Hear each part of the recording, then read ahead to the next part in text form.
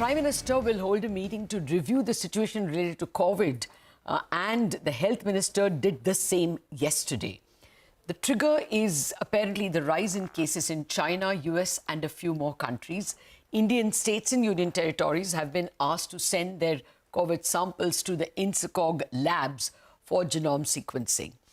Joining me now are Dr. Anurag Agrawal, the former Director, Institute of Genomics and Integrative Biology, and the Dean of Biosciences and Health Research at Ashoka University.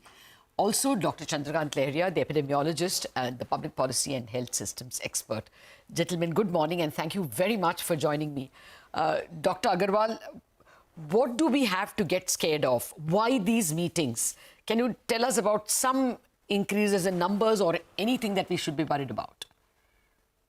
I think, first of all, we must recognize that these meetings are to do a formal risk assessment of what faces the nation. I do not think at this point there is anything to be scared about for India.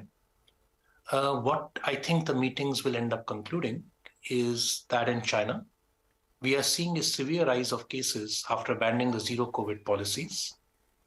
This is something very unique to China because China has very low immunity at a population level for 2-3 different reasons.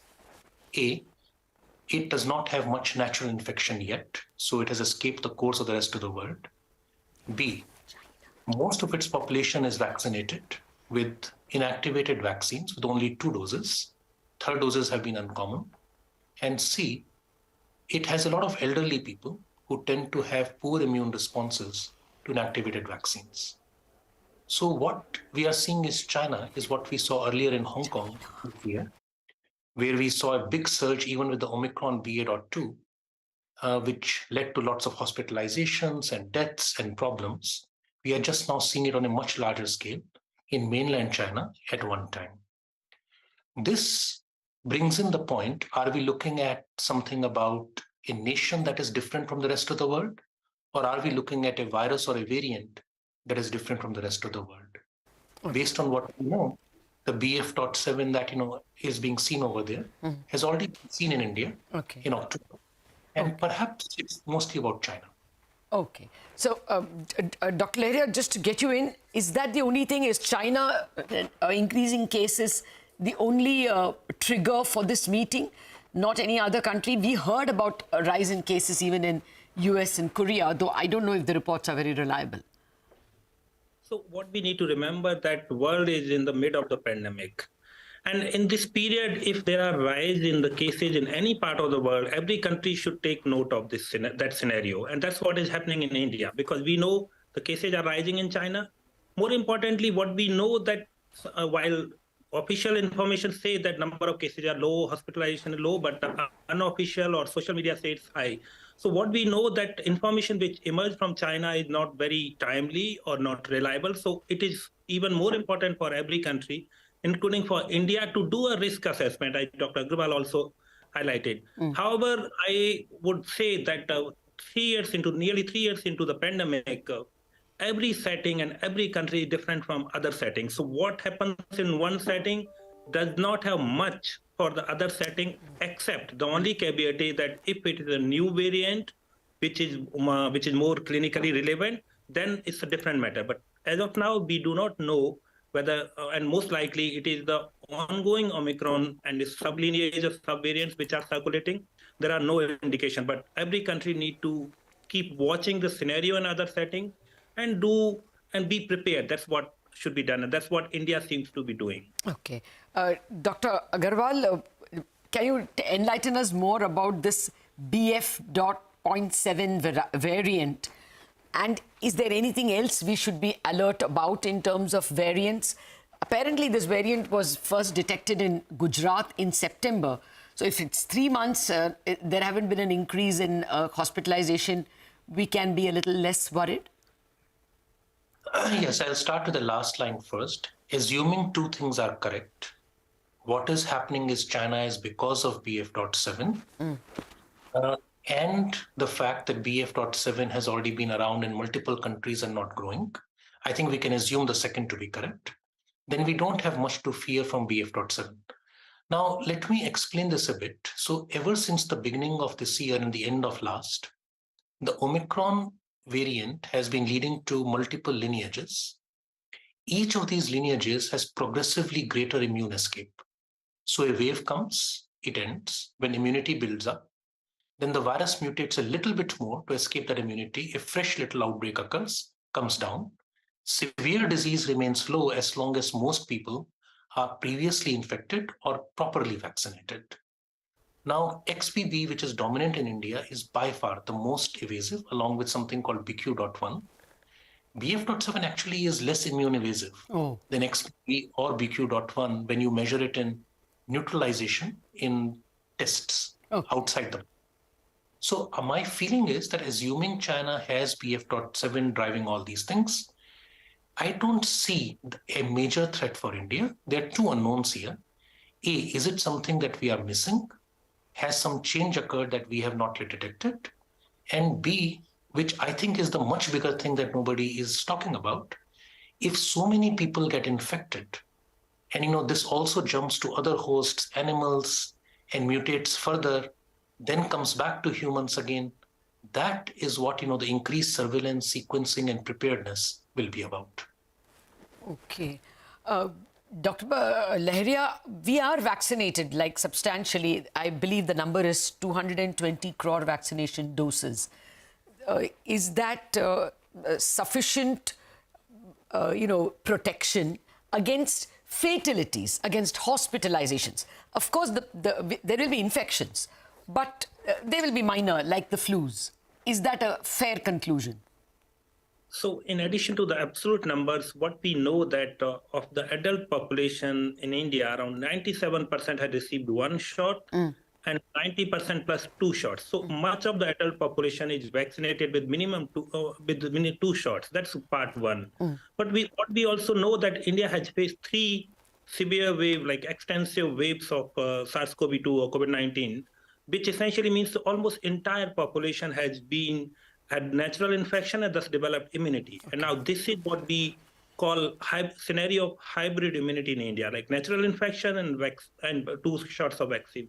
We also know in COVID-19, it also matters whether vaccination happened before the wave or after the natural infection. So in India, much of the vaccination has happened after the natural infection of second wave and Omicron wave also.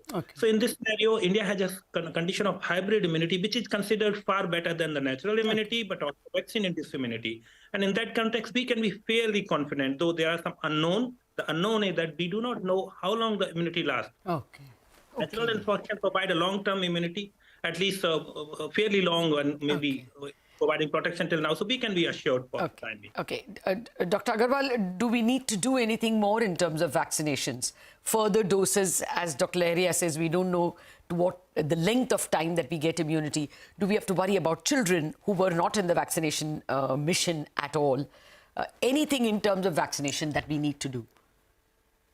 I'll preface what I said by saying a very important point Dr. Lahariya already made. Probably 90% of our population got infected at some point with Delta. Then probably more than half has been infected over the course of this year with Omicron again. So our background immunity, even in children, is very high. I do not think there is any need to go around vaccinating children beyond what was done already. I think if there is one point only to focus, it would be to focus on the elderly who might have only received 2 inactivated vaccine doses, not gone in for the third one as government had recommended.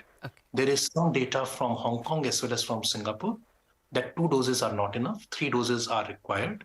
This is anyway the national policy for elderly people.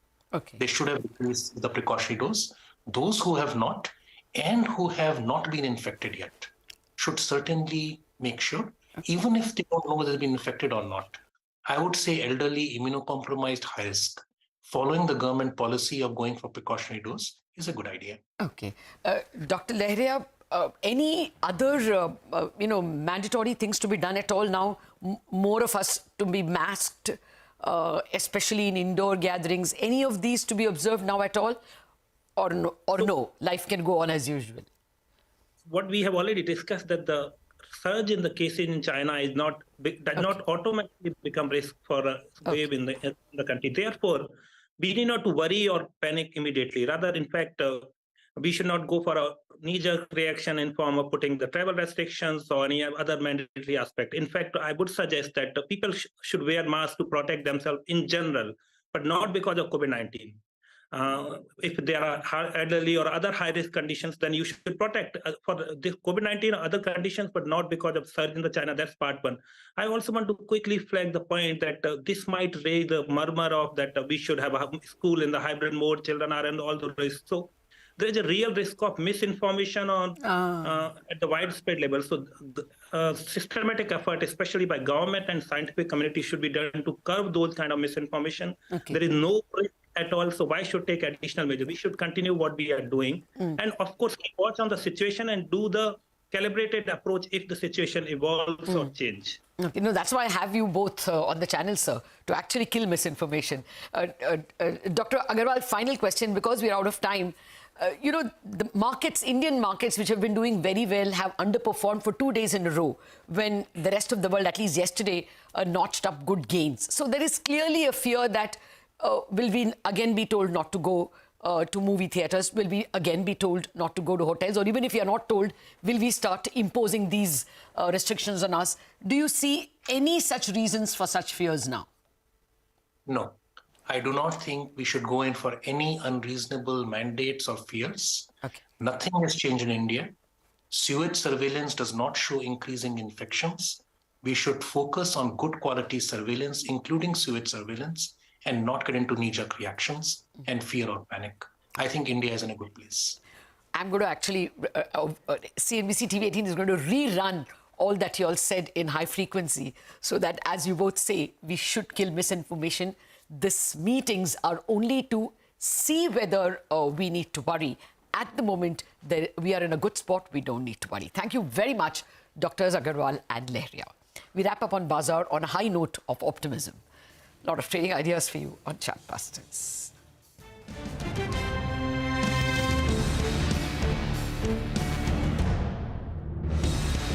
Powered by